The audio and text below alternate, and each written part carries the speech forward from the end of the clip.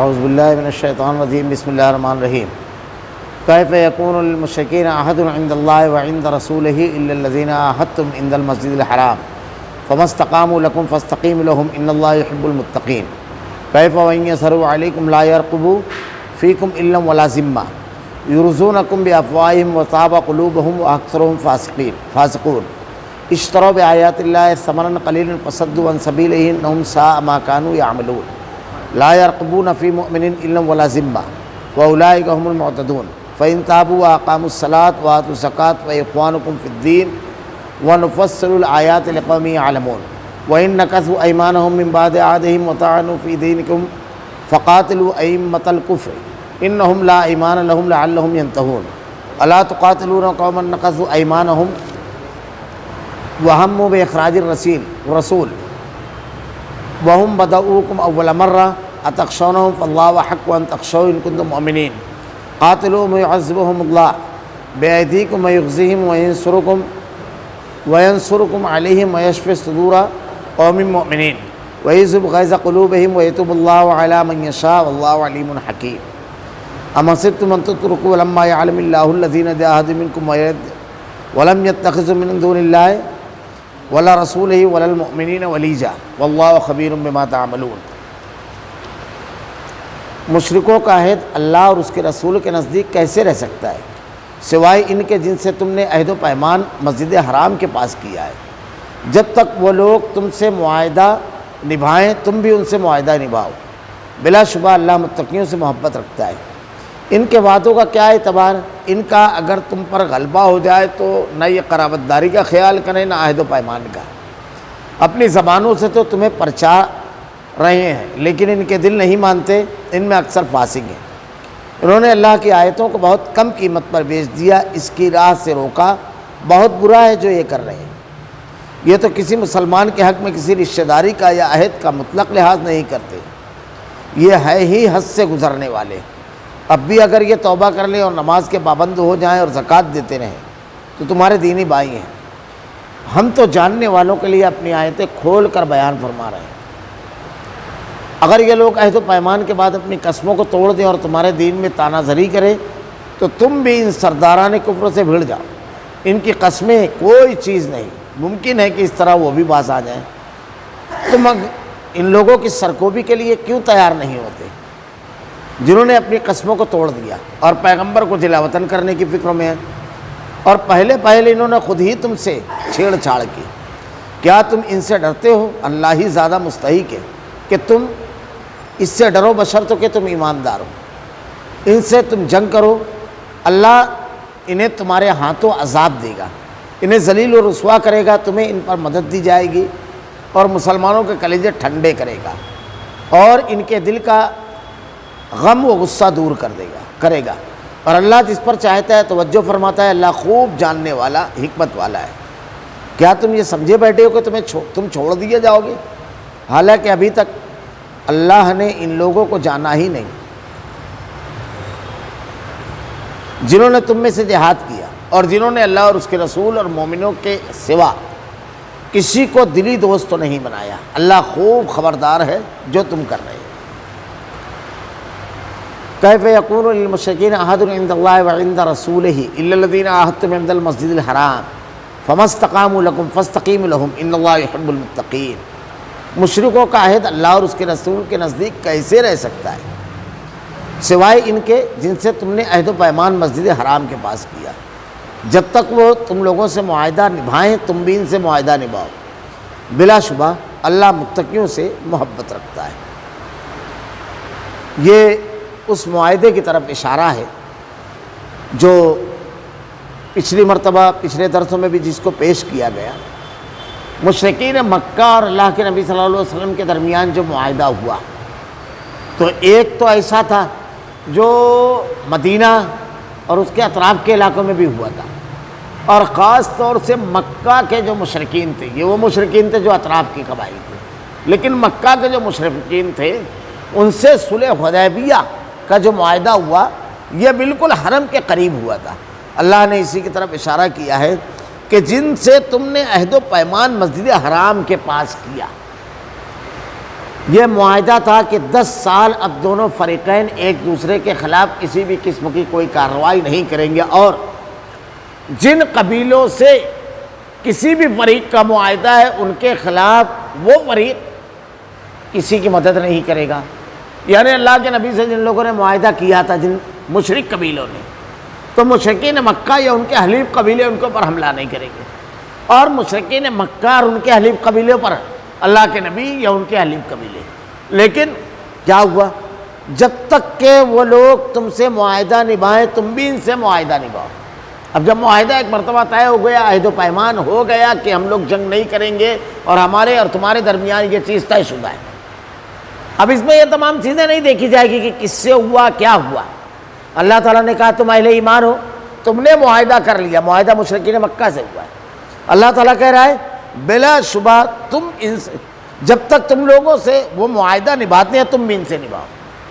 یعنی ایسا نہیں ہے کہ جب چاہو معاہدہ کر کے توڑ دو۔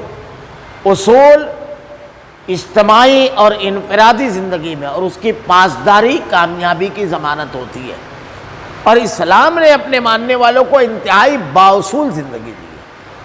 اللہ تعالیٰ نے ارشاد فرمایا بلا شبہ اللہ متقیوں سے محبت کرتا ہے، یعنی جو لوگ اللہ سے ڈرتے ہیں، کیونکہ اللہ تعالیٰ نے کہا ان العہد کان مسئولا، اللہ تعالیٰ تم سے عہد کے بارے میں سوال کرے گا، پوچھے گا۔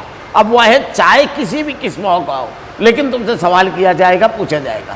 صحیح بخاری کی ایک روایت ہے، حضرت عبداللہ ابن عمر رضی اللہ تعالیٰ عنہ اپنے تمام اہل خانہ کو انہوں نے جمع کیا، واقعہ کربلا کا جو معاملہ ہوا اس کے بعد اور اس سے پہلے غالباً، اور انہوں نے اپنے تمام خاندان کے لوگوں سے کہا کہ دیکھو ہم نے یزید کے بیعت کی ہے، اور قیامت کے روز ہر بدعہدی کرنے والے کے لیے ایک جھنڈا ہوگا، اس لیے تم میں سے جو بھی شخص بدعہدی کرے گا اس سے میرا کوئی تعلق نہیں رہے گا، بدعہدی جو بھی کرے گا اس سے میرا کوئی تعلق نہیں رہے گا۔ تو اللہ تعالیٰ بدعہدی کرنے والوں سے سوال کرے گا، پوچھے گا، اس لیے متقی آدمی عہد کی پاسداری کرتا ہے، بڑی اہم چیز ہے۔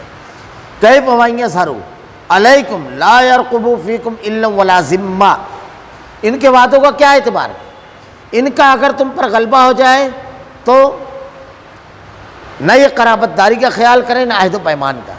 یہ ان کا وتیرہ بیان کیا جا رہا ہے مشرکین مکہ کا، کیونکہ اللہ کے سامنے جواب دہی کا خوف ہی ان کے دل میں نہیں ہے، ایمان نہیں ہے، اس لیے ان کا معاملہ یہ ہے کہ جب تک کہ ان کو لگتا ہے کہ معاملہ برابر سرابر ہے، طاقت برابر ہے، بیلنس برابر ہے، تو معاہدہ کر لیا۔ لیکن جب ان کو لگے گا کہ ایسا معاملہ نہیں ہے، اب طاقت اور اختیار ہمارے پاس آ گیا ہے، تو سارے اصول اور ضابطے چھوڑ دیں گے، اور صرف اتنا نہیں بلکہ رشتوں کا بھی لحاظ نہیں کریں گے۔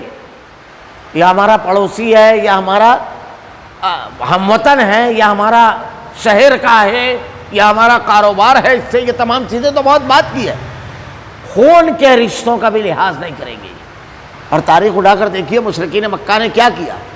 ان کے گھروں میں اگر کوئی شخص اسلام قبول کرتا تو سب سے پہلے پورا خانوادہ کھڑا ہوتا ہے اس کے ساتھ۔ کیوں؟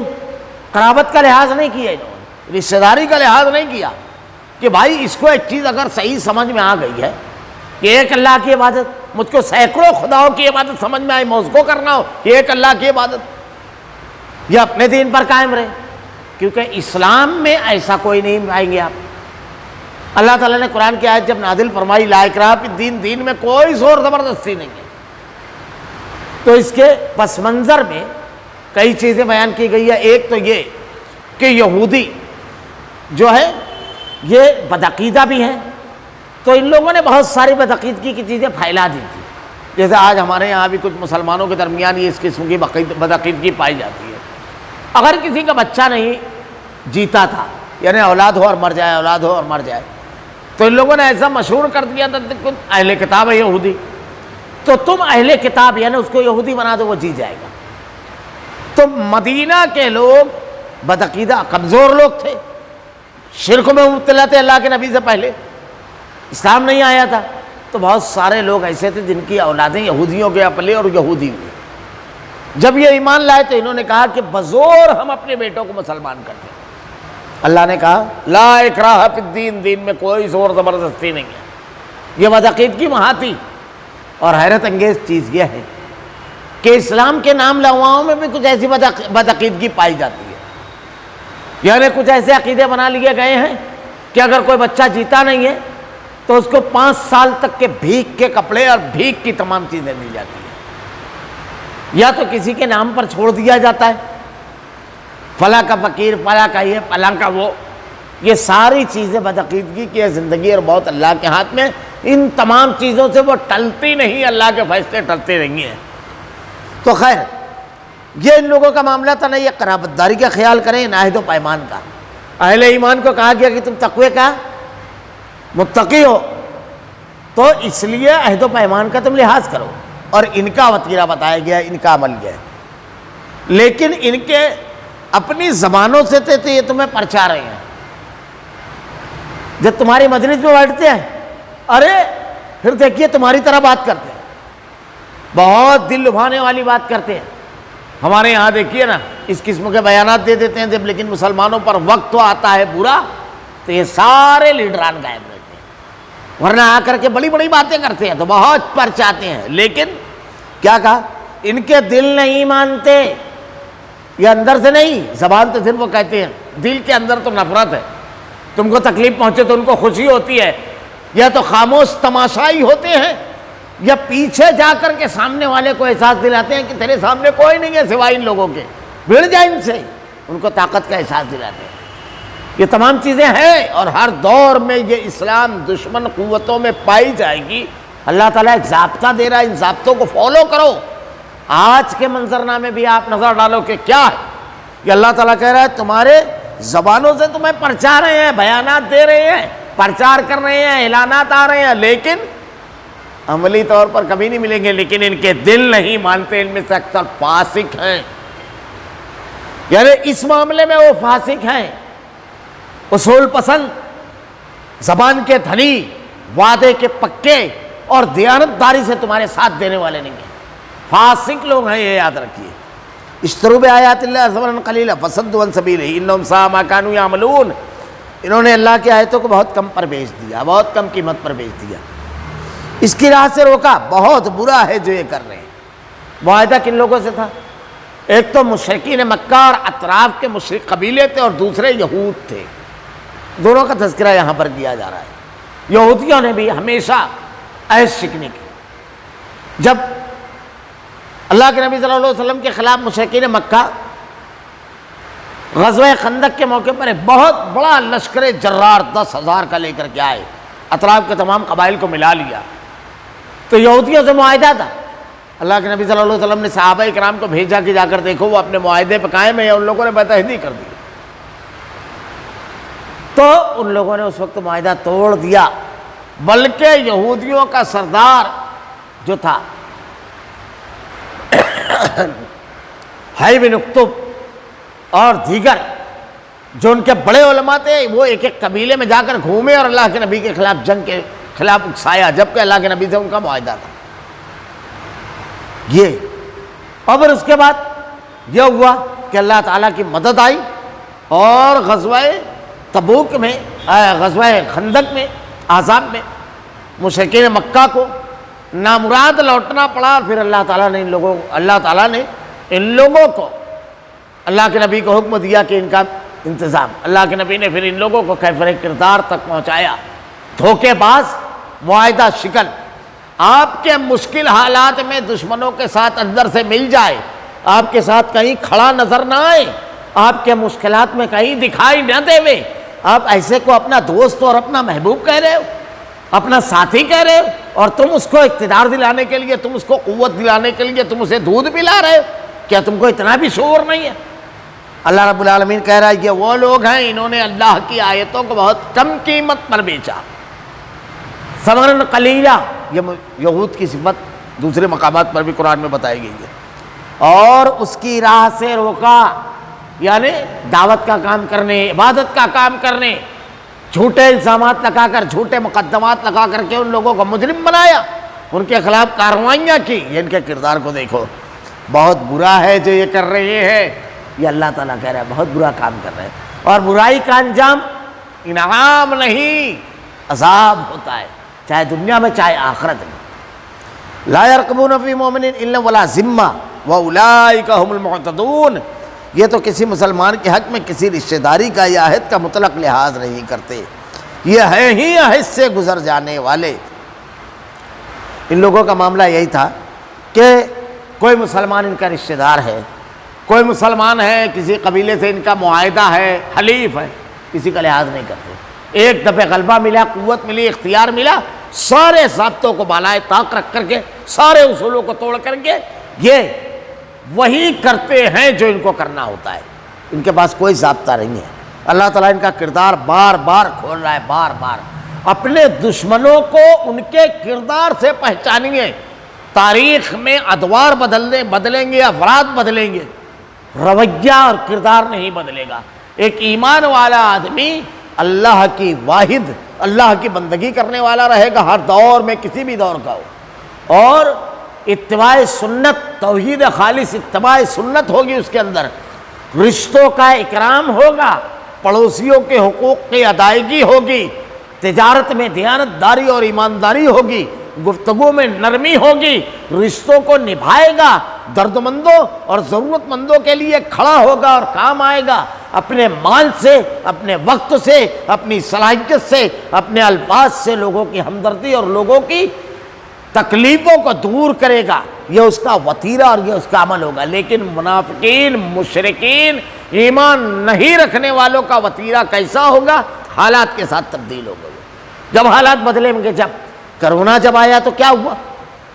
یہ ہوا کہ بھائی جب سڑکوں پر سے قافلہ در قافلہ لوگ اپنے شہروں کی طرف نکلے تو ان کے اپنے مذہب کے ماننے والوں نے گھروں کے دروازے بند کر کے کہ گاؤں خالی کر دیا، ٹیوب ویل بند کر دیا تاکہ اس میں سے پانی پیئے اور کرونا چھوڑ کر نہ جائیں۔ یہ تک ہوا، ہوٹلوں پر ایک گلاس پانی موجود نہیں تھا۔ مدد کرنا تو دور کی بات، اتنی بے مروتی، یعنی جو کچھ کر سکتے تھے جس میں ان کی ضرورت نہیں تھی، جو اللہ کے دیے ہوئے وسائل تھے، اس کو بھی بند کیا۔ تو یہ تمام چیزیں جو ہے، کردار، آپ کردار پر نظر رکھیے، آپ افراد پر نہیں۔ افراد تبدیل ہوتے رہیں گے، ان کے کردار کو دیکھیے اور اس کے مطابق اللہ نے جو رہنما خطوط دیے ہیں اس کے مطابق اپنے آپ کو چلائیے، آپ کبھی ناکام نہیں ہوں گے۔ ہمارا سب سے بڑا آج کے دور کا المیہ یہ ہے کہ مذہب اور سیاست الگ ہے۔ یہ نعرہ کہاں سے آیا؟ غیروں کے یہاں سے آیا ہے۔ بہت سارے جھوٹے نعرے غیروں کے یہاں سے آئے ہیں، اور جس میں سے ایک نعرہ یہ بھی ہے، اگر علامہ اقبال نے کہا ہے جدا ہو دی سیاست سے تو رہ جاتی ہے چنگیزی، تو چنگیزی رہ جائے گی۔ اسلام نے تو پورے دستور بتائے ہیں۔ ہمارا معاملہ یہ ہے کہ زندگی کے ایک پل میں بھی ہم اسلام سے الگ، ایک مومن ایک پل کے بھی لیے نہیں ہوتا ہے، سیکنڈ کے لیے بھی، ایک پل کے لیے بھی اسلام سے الگ نہیں ہوتا ہے۔ ہماری سیاست یہ ہے کہ لوگوں کی تکالیف کو ان سے دور کرنا اور راحتوں کو ان کو فراہم کرنا۔ اسی لیے اسلامی سیاست دیکھیں گے تو اس میں حکمراں نہیں، خادم ہے۔ آج بھی آپ دیکھیے، واحد مسلم مملکہ جو ہے سعودی عربیہ، واحد اسلامی مملکت جس کو ہم کہیں، مسلم نہیں اسلامی، جہاں اسلام بطور قانون نافذ ہے، اکیلی، وہاں کے جو بادشاہ ہیں ان کو کیا کہا جاتا ہے؟ خادم الحرمین والشریفین، خاتم کہا جاتا ہے، خادم الحرمین والشریفین۔ حضرت عمر رضی اللہ تعالیٰ عنہ کو دیکھیے، راتوں کو گشت کر رہے ہیں، ابوبکر صدیق رضی اللہ تعالیٰ عنہ بڑھیا نابینا اس کے گھر میں جھاڑو لگا رہے ہیں، اس کی تمام ضرورت کی چیزیں اس کے گھر پہنچا رہے ہیں۔ امیر المومنین اصل میں خادم المسلمین ہوتا ہے، جو جتنا بڑا عہدے پر ہوگا وہ اتنا زیادہ جواب دہ اور ذمہ دار ہوگا۔ وہ حاکم نہیں، حکومت کرنے والا نہیں، خادم ہوگا۔ یہ تصور ہی آج کے دور میں پلٹ گیا ہے، بدل گیا ہے۔ مومن کسی بھی دور میں بدلتا نہیں، یہ یاد رکھیے۔ اللہ کے دیے ہوئے ضابطوں کو فالو کیجیے۔ فَإِن تَابُوا وَأَقَامُوا الصَّلَاةَ وَآتَوُا الزَّكَاةَ فَإِخْوَانُكُمْ فِي الدِّينِ وَنَفَّسُوا الْآيَاتِ لِقَوْمٍ يَعْلَمُونَ۔ یہ تو اب اگر یہ توبہ کر لیں اور نماز کے پابند ہو جائیں، توبہ کریں، ایمان قبول کر رہے ہیں، اللہ نے پیدا کی اللہ کی بندگی، اب اللہ کی بندگی میں جب آ جائیں، یعنی ذہن و دماغ اور سوچ کے تمام زاویے اللہ کے جب احکامات کے پابند ہو جائیں، تو اب دوسری چیز کی نماز کی پابند ہو جائیں۔ اب ان کا جسم 5 وقت اللہ کے حضور میں جھکے، نماز کی پابندی کریں، صرف اپنے دماغ پر نہیں، صرف عقیدے اور منہج کو نہیں ماننا ہے بلکہ بدن سے اس کا اظہار کرنا ہے۔ اب صرف بدن سے اظہار کی بات نہیں ہے، اب اور آگے معاملہ بڑھے گا۔ یہ اس کے مظاہر ہیں جو دکھائی دیتے ہیں ایمان کے۔ جب آدمی کے دل میں ایمان ہوتا ہے تو عمل سے اس کا مظہر، اس کے اظہار ہوتا ہے۔ جتنا پختہ ایمان، جتنا مضبوط ایمان ہوتا ہے اتنا زیادہ نیکیوں پر حریص۔ ابو بکر صدیق رضی اللہ تعالیٰ عنہ کے بارے میں امت کا اتفاق ہے، افضل البشر بعد الانبیاء بالتحقیق، انسانوں میں انبیاء کے بعد سب سے افضل انسان ہے ابو بکر صدیق رضی اللہ تعالیٰ عنہ۔ یہ اللہ کے نبی صلی اللہ علیہ وسلم کہتے ہیں کہ کس نے آج روزہ رکھا؟ کون ہے جو جنازے میں شرکت کیا؟ کون ہے جس نے غلام آزاد کیا؟ ہر چیز میں اٹھ کر کے کہتے ہیں اللہ کے نبی میں، اے اللہ کے نبی، عمل میں سب سے زیادہ حریص۔ یہ حضرت عمر رضی اللہ تعالیٰ عنہ کہتے ہیں کہ تبوک کے موقع پر میں نے بہت مال تھا، میں سوچا آج ابو بکر پر سبقت رہ جاؤں گا رضی اللہ تعالیٰ عنہ۔ لیکن دیکھیے نیکیوں میں مقابلہ آرائی ہونا چاہیے، یہ ان لوگوں کا جذبہ ایمانی تھا۔ جب مال لایا تو حضرت ابو بکر صدیق رضی اللہ تعالیٰ عنہ پورا لے آئے اور حضرت عمر رضی اللہ تعالیٰ عنہ آدھا مال۔ یہاں کوانٹٹی کی اہمیت نہیں ہے، کیفیت کی، جذبے کی اہمیت ہے۔ تو جتنا زیادہ بڑا ہوا ہوگا ایمان اتنا زیادہ عمل میں آدمی بڑھا رہتا ہے۔ تو اللہ تعالیٰ نے کیا کہا؟ اب اس کے بعد توبہ کرنے کے بعد نماز کے پابند ہو جائیں۔ اب نماز کی پابندی کے ساتھ اللہ کے حقوق کی ادائیگی، یعنی عبادت کے بعد اور زکوٰۃ ادا کرنے رہیں تو یہ تمہارے دینی بھائی ہیں۔ اب تمہارے پاس مال ہے تو اپنے معاشرے کے غربا کا خیال رکھو، یعنی تمہارا مال بھی اللہ کے راستے میں خرچ ہو اور تمہارا جسم بھی اللہ کے جناب میں جھکنے والا ہو۔ یہ دونوں چیزیں، اور اس کو الگ نہیں کیا جا سکتا، زکوٰۃ اور نماز کو۔ اللہ کے نبی صلی اللہ علیہ وسلم نے کہا کہ وہ شخص، ایمان کی علامت بیان کی، جو مجھ کو اللہ کو ایک مانے، مجھ کو اللہ کے رسول، نماز ادا کرے اور زکوٰۃ دے۔ عبداللہ بن مسعود رضی اللہ تعالیٰ عنہ کا قول ہے کہ جس نے زکوٰۃ نہیں دی اس نے نماز نہیں پڑھی۔ اللہ کے نبی نے کہا ان لوگوں سے جنگ کروں گا میں جو اس کا انکار کرے۔ زکوٰۃ اور نماز میں فرق نہیں۔ زکوٰۃ کی ادائیگی بہت اہم چیز ہے، ہمارے سماج اور معاشرے میں بڑی تساہلی پائی جاتی ہے اس سلسلے میں۔ زکوٰۃ کی ادائیگی جو تمہارے دولت مندوں سے لے کر کے تمہارے غریبوں میں تقسیم کیا جاتا ہے، اس کے پاس جو مال ہے وہ بھی اللہ کے راستے میں لگاتا ہے، اس کے پاس وقت ہے، 5 ٹائم نماز کی پابندی کرتا ہے، اس کے بعد جس میں اللہ کے جناب میں جھکاتا ہے وہ تجوریوں میں مال کو بند نہیں رکھتا بلکہ اللہ کی رضا اور خوشنودی کے لیے تقسیم کرتا ہے۔ تو تمہارے دینی بھائی ہیں، ہمارے دینی بھائی یہ لوگ ہیں۔ اللہ نے وضاحت کر دی تمہارا بھائی کون ہے، ہم کس کو بھائی بنا رہے ہیں؟ یہ بھائی وہ بھائی یہ ہے، دینی بھائی کہاں ہے؟ اللہ تو کہتے وہ تمہارا دینی بھائی ہے، کیوں؟ وہ عمل والا ہے، وہ عقیدے والا ہے، وہ اللہ کے راستے میں مال خرچ کرنے والا ہے، اس لیے تمہارا دینی بھائی ہے۔ ہمارے یہاں بہت ڈھیر بھائی ہیں، لیکن یہ والے بھائی اللہ تعالیٰ نے کہا بھائی یہ ہے، اور بہت اچھا اس سے تعلق ہے، یہ میرا بھائی ہے۔ اللہ رب العالمین نے پیمانہ بتا دیا، ہم تو جاننے والوں کے لیے اپنی آیتیں کھول کر بیان کر رہے ہیں، ایک دم کھلا کھلا بیان کر دیا۔ اب اس کے بعد بھی اگر تم کو نہیں سمجھ میں آ رہا ہے، ٹھوکر کھا رہے ہو، غلط فیصلے کر رہے ہو، غلط لوگوں سے عہد و پیمان کر رہے ہو، ان پہ بھروسہ کر رہے ہو، اب اس کا کیا کیا جائے؟ ایک آدمی کو بولا جا رہا ہے بھائی اس راستے پر تو 100 کی اسپیڈ میں گاڑی چلا رہا ہے، اب بس اگلا جو ہے 500 میٹر بھی نہیں ہے اور تیری اسپیڈ کی وجہ سے گاڑی کنٹرول نہیں ہوگی، بہت بڑا گڑھا ہے یا ایسا ٹرن ہے کہ اگر گھومی نہیں گاڑی اسٹیئرنگ، یوں ٹرن ہے تو سیدھا جائے گا گڑھے میں، مگر وہ اسپیڈ نہیں کم کر رہا ہے۔ پھر اس کے بعد آپ کو 15 منٹ کے بعد خبر لگتی ہے کہ 100 کی اسپیڈ میں جس کو منع کیے تھے یہاں سے بچ جانا، وہ گزرا، اور 10 منٹ بعد خبر آتی ہے کہ ایکسیڈنٹ ہو گیا، تو آپ کیا کریں گے؟ کیا کریں گے؟ ہمدردی آئے گی، ارے سمجھایا تھا، بولا تھا، یہ تو ہو نہیں تھا۔ یہ آج ہمارے یہاں ہمدردی بٹورتی ہے لوگ، ارے تم ان پر بھروسہ کرو گے جو عہد توڑنے والے ہیں، جو دھوکے باز ہیں، تو یہ تو ہو نہیں ہے، یہ کیوں نہیں بولتے؟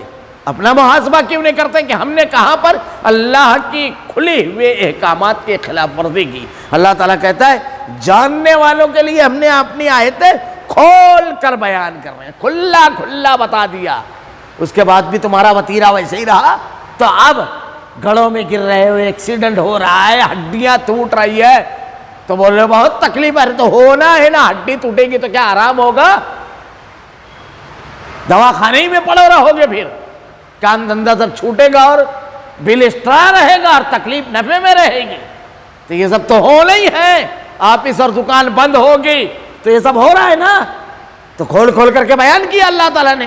تم نے اپنے کردار کو انفرادی اور اجتماعی حیثیت سے تبدیل نہیں کیا, حالات کی ستم ظریفی پر اپنا سر کیوں پیٹ رہے ہو؟ اللہ تعالیٰ نے تو, وہ رحیم و کریم رب ہے, اس نے تو سب بیان کر دیا تھا. سب کو ناپ لو, تول لو اسی پر. یہ کتاب ہدایت ہے. اقوم یہدی للتی ہی اقوم, یہ ہدایت ہے, اس میں یہ ضابطہ حیات ہے. انفرادی اور اجتماعی زندگی میں کشمکش میں, مقابلہ آرائی میں, کم قوت ہونے پر کسی سے تعلقات مینٹین کرنا, ہر جگہ رہنمائی اور رہبری اس میں موجود ہے. وَإِن نَكَثُوا أَيْمَانَهُم مِّن بَعْدِ عَهْدِهِمْ وَطَعَنُوا فِي دِينِكُمْ فَقَاتِلُوا أَئِمَّةَ الْكُفْرِ إِنَّهُمْ لَا أَيْمَانَ لَهُمْ لَعَلَّهُمْ يَنْتَهُونَ. ساری تعریف اللہ کے لیے. دیکھیے کتنے زبردست ضابطے ہیں. اگر یہ لوگ عہد و پیمان کے بعد اپنی قسموں کو توڑ دیں, سب معاہدہ ہے, زبان دی ہے, ارے ایسا نہیں, ارے ایسا, آپ کو تمام حقوق مراعات دیں گے, آپ برابر کے شہری ہو, سب کہہ رہے ہیں. کب؟ جب ان کو اقتدار چاہیے, جب ان کو قوت چاہیے. یہ لوگ عہد و پیمان کے بعد اپنی قسموں کو توڑ دیں. جب سب مل گیا تو کوئی لحاظ نہیں, ہر جگہ سے کٹ, سارے حقوق چھین لیے. کیا کر رہے ہیں؟ اور تمہارے دین میں تانا زنی کر رہے ہیں. آج دنیا کے اندر ہے نا, مسلمانوں کو جہادی کہا جاتا ہے. حالانکہ جہاد کا معنی اور مفہوم کیا ہے؟ ہر برائی کے خلاف کی جانے والی کوشش اور ہر نیکی اور خیر کو لوگوں تک پہنچائے جانے والی کوشش کو جہادوں میں شامل کیا جاتا ہے. اور یہی تو دنیا میں سب سے بہترین چیز ہے. لیکن ایک غلط تصویر بنائی جاتی ہے, شیطان کا یہ وتیرہ ہے, اور اس تصویر کے ذریعے بدنام کیا جاتا ہے. اگر کسی نے قتل اور غارت گیری کی تو وہ جہاد نہیں, مظلوموں اور کمزوروں کو نہیں, بلکہ کن کے ساتھ کیا جاتا ہے؟ جو ظالم ہیں. اللہ نے کہا تو کیا تمہارے دین کے بارے میں تانے دنی کریں اور عہد توڑ دے تو کیا کرنے گئے تم کو؟ عام آدمی سے بڑھ جانا ہے. دماغ کا ذرا استعمال کیجئے, اصول اور ضابطوں کو اپنائیے.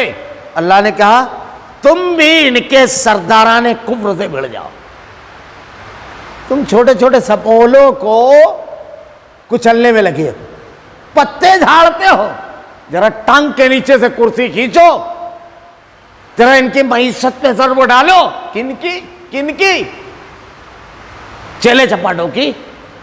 شعور نہیں ہے تم کو؟ یہ تو ایک ختم ہوگا تو 10 کو کھڑا کریں گے. لیکن کن کے خلاف آپ کو ایکشن میں آنا ہے؟ یہ اصول اور ضابطے. ساری تعریف اللہ کے لیے, ساری بڑائی اور کبریائی اللہ کے لیے. دیکھیے برائی کے خاتمے کی اور آپ کی تکالیف اور آپ کی پریشانیوں کو دور کرنے کا کیسا بنیادی نسخہ رب العالمین نے عطا کیا ہے اپنے کلام میں. دیکھیے سرداران کفر سے بھڑ جاؤ. اب یہ بھڑنا کیسا ہے یہاں پہ بھی ذرا سے سمجھ لیجیے. وہ اپنا روپیہ استعمال کر رہا ہے, اپنا رسر و سرخ استعمال کر رہا ہے, اپنے ذرائع استعمال کر رہا ہے. تو جس سطح پر وہ آ رہا ہے اس سطح پر اور آپ توانائی پہلے جمع کیجیے. مقابلے کے لیے ضروری ہے کہ آدمی جب مقابلے میں جائے تو پوری تیاری سے جائے. مالی امور میں اگر وہ کر رہا ہے, ایسی جگہ مال لگا رہا ہے خوب آپ ہی لوگوں سے کما کر کے جو آپ کو ختم کرنے کی کوشش کر رہے ہیں, معاشی اعتبار سے کمر توڑ دو اس کی. اپنے بھاشنوں سے کر رہا ہے, آپ بھی اس ذریعے کو استعمال کرو کہ اس کی غلط فہمیاں دور ہو اور وہ بے نقاب ہو. جو آگے کیا کہا اللہ تعالیٰ نے کہ اپنی زبانوں سے تمہیں پرچا رہے ہیں, وہاں جاتے ہیں تو یہ کچھ, یہاں جاتے ہیں تو کچھ, یعنی تو وہاں ائمہ جو ہیں سرداران ہیں, جب ان کے پار پڑتی ہے تو ان کو لگتا ہے تکلیف, اذیت, ورنہ یہ تو لوگوں کی زندگیوں سے کھیلتے رہتے ہیں. کیا کہا؟ بھڑ جاؤ, ان کی قسمیں کوئی چیز نہیں ہے.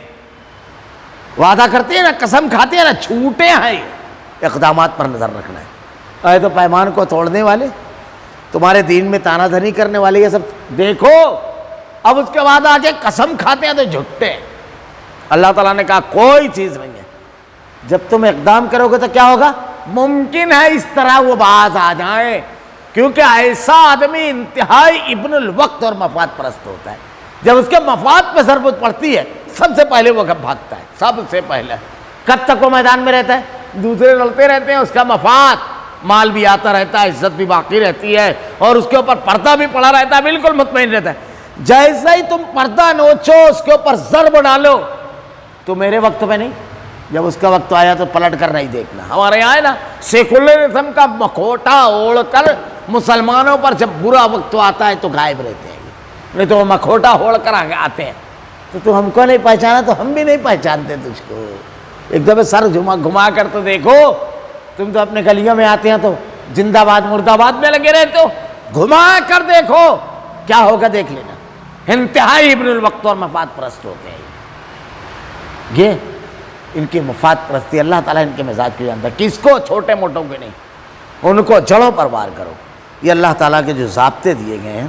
الا تقاتلون قوما نقضوا ایمانهم من بعدهم وہموا باخراج الرسول وهم بدؤكم اول مرہ اتخشونهم فالله احق ان تخشوه ان کنتم مؤمنین. تم ان لوگوں کی سرکوبی کے لیے کیوں تیار نہیں ہوتے؟ عام آدمی سے لڑنے کا کبھی اسلام نے حکم نہیں دیا. کیوں تیار نہیں ہوتے؟ جنہوں نے اپنی قسموں کو توڑ دیا، عہد و پیمان کو توڑا، امن کو برباد کیا، دشمنی کی، سازشیں کی، تم لوگوں کو ختم کرنے کی کوشش کی، پیغمبر کو جلا وطن کرنے کی فکر کی. اتنا بڑا یہ جرم اور گناہ ہے لوگوں کو بے گھر، اللہ کے نبی کو بے گھر کر، عام آدمی کو بے گھر کرنا، اس کی آزادی چھین لینا. انگریز ہندوستان میں آیا، کسی کو بے گھر نہیں کیا، لیکن آزادی چھینا. یہ ہمارا ملک ہے، تو کون؟ اس کے خلاف لڑنے والے فریڈم فائٹر آج اگر ہے، مجاہد، جنگ آزادی کے ہیروز، حق کو غضب کرنے والا. لیکن کوئی اگر گھروں سے نکال دے، اور وہ بھی گھر میں ماں باپ کے حقوق ادا کرنے والا، پڑوسی کے حقوق ادا کرنے کی تعلیم دینے والا، اولاد کی صحیح تربیت کا حکم دینے والا، تجارت کے میدانوں میں ایمانداری سے تجارت کرنے کی تعلیم دینے والا، لوگوں کے ساتھ نرمی کا حکم دینے والا، پڑوسی اگر بھوکا سو جائے تو اللہ تم سے پوچھے گا یہ بتانے والا، اس نبی، اس صادق و مصدوق کو گھر سے نکالا جائے، جرم کی انتہائی ہے. عذاب آنا چاہیے اس پر. لیکن اللہ تعالیٰ کا رحم و کرم تھا. کیا کہا؟ پیغمبر کو جلا وطن کرنے کی فکر. پہلے انہوں نے خود ہی تم سے چھیڑ چھاڑ کی. اہل ایمان کبھی نہیں چھیڑتے، ورنہ آج کے دور میں بھی دیکھیے اتنے مسلم ممالک ہیں، کہیں پر آپ کو اس قسم کے واقعات ملیں گے کہ غیر مسلم اقلیت وہاں پر انتہائی اذیت ناک زندگی گزار رہی ہے. دیکھیے آپ بے شمار خلیجی ممالک آپ دیکھیے، وہاں جا کر کے لوگ ملازمتیں کر رہے ہیں، کما رہے ہیں، پرسکون زندگی گزار رہے ہیں. اور جہاں پر ایمان نہیں ہے، جہاں مسلمانوں کا نام اسلام سے بہت کمزور تعلق ہے، دو چار ایسے مقامات پر اگر کچھ ہے تو وہ بحث سے خارج ہے. کیا تم ان سے ڈرتے ہو؟ اللہ زیادہ مستحق ہے تم اس سے ڈرو، بشرط کہ تم ایماندار ہو. ہمیشہ ہر معاملے میں اللہ سے ڈرنا چاہیے کہ اس کی نافرمانی نہ ہو، اس سے تعلقات خراب نہ ہو، اس کی فکر مت کرو. کامیابی کی کلید کنجی اللہ تعالیٰ نے دے دی. اگلی آیت کا ترجمہ کریں گے. مضمون پورا انشاءاللہ العزیز کے ساتھ لگا ہوا ہے، آئندہ ہفتہ پھر انشاءاللہ العزیز کی تفسیر. قاتلوہم یعصمہم اللہ بیدیکم ویخزیہم وینصرکم علیہم ویشفی صدور قوم مؤمنین. ان سے تم جنگ کرو تو اللہ انہیں تمہارے ہاتھوں عذاب دے گا، انہیں ذلیل و رسوا کرے گا، تمہیں ان پر مدد دے گا اور مسلمانوں کے کلیجے ٹھنڈے کرے گا. اگر تم مقابلے کی ٹھان لو تو اللہ کی مدد آئے گی. لیکن یہ بولو کہ مقابلہ ہی نہیں کر سکتے، کیسے؟ جیسے یہودیوں نے کہا تھا جالوت اور طالوت کے معاملے میں، طالوت سے کہا آج طاقت نہیں ہے. جیسے حضرت موسیٰ علیہ السلام کی قوم نے کہا تھا اذهب انت وربک فقاتلا انا ہاہنا قاعدون، تم اور تمہارا رب جا کے لڑو. ارے اپنے کیا کر سکتے ہیں، اپنے بہت اقلیت میں ہے. یہ وہی نسل ہے، وہی نسل ہے، یاد رکھنا یہ وہی نسل ہے. اللہ نے یوں ہی قرآن میں نہیں بیان کیا یہ تمام چیزیں. یہ ضابطے آئینہ ہے، آئینہ فرقان قرآن نے کہا، چھانٹ دینے والا، الگ الگ کر دینے والا۔ ہر دور میں تمہارے یہاں ملے گی۔ اللہ کے نبی نے کیا کہا؟ یہودیوں کی طرح معاملہ ہوگا، قدم بقدم، شانہ بشانہ، بالکل ویسے ہی چلیں گے، ایسے جیسے ایک جوتا دوسرے جوتے کے بالکل برابر ہوتا ہے، ایسا ہی اگر کوئی اس میں سے گوہ کی بل میں گھسا ہوگا تو تم بھی گھسو گے۔ یہ وہی ہے۔ انشاءاللہ اس کی تفصیلات مائندہ ہفتہ بیان کروں گا۔ اللہ رب العالمین سے دعا ہے، رب العالمین تیری نازل کردہ احکامات اور ہدایت کو زندگی کے ہر میدان میں اپنانے کی توفیق دے رب العالمین۔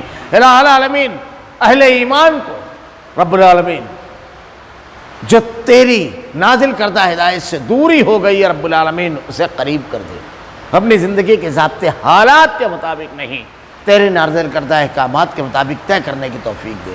الہ العالمین ہمارے مسائل کو حل فرما رب العالمین۔ اللہ تیرے کلام کی آیتیں اور تیرے نبی کی احادیث کو ہمارا کردار و عمل بنا، ہمارا خاتمہ ایمان پر فرما۔ ربنا لا تزغ قلوبنا بعد إذ هديتنا وهب لنا من لدنك رحمة إنك أنت الوهاب۔ سبحانك اللهم وبحمدك أشهد أن لا إله إلا أنت أستغفرك وأتوب إليك۔